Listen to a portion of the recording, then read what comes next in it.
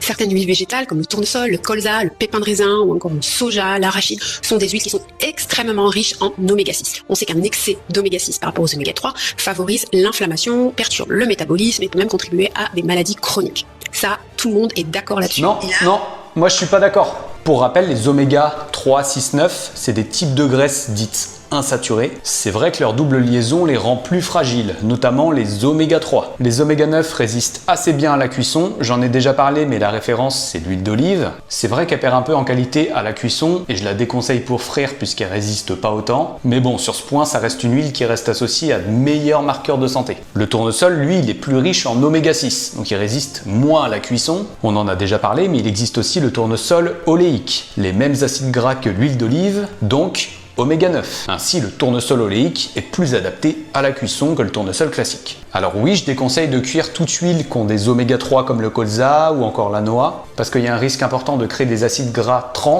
qui sont pas top pour la santé. Sur tout ce qui est maladie chronique, elle nous cite 7 grosses études. Alors déjà, la partie observationnelle, ça permet pas de montrer la causalité, que ce soit sur la partie observationnelle ou les études contrôlées reprises dans cette étude. Pour les oméga 6, l'intervalle il se croise, donc les résultats sont même pas significatifs. Et les chercheurs eux-mêmes évoquent un risque de biais, donc peu de fiabilité pour cette étude. D'où l'intérêt de ne pas se fier qu'à la conclusion des études. Si on joue à ça, moi aussi je peux citer une étude observationnelle qui va dans mon sens. Si je remplace 5% des acides gras saturés par des oméga 6, ça réduit de 9% le risque de maladies cardiovasculaires. Par contre, c'est vrai qu'il existe une histoire de ratio avec 1 oméga 3 pour 4 oméga 6 maximum. En fait, c'est plutôt le manque d'oméga 3 qui est problématique. On sait que les oméga 3 sont anti-inflammatoires, mais ça ne veut pas forcément dire que les oméga 6 sont inflammatoires. Alors allons voir ça dans des études humaines contrôlées. Justement, ces oméga 6 sont globalement neutres sur l'inflammation, que ce soit sur des sujets sains, ou même en prévention, ou pour traiter des maladies inflammatoires.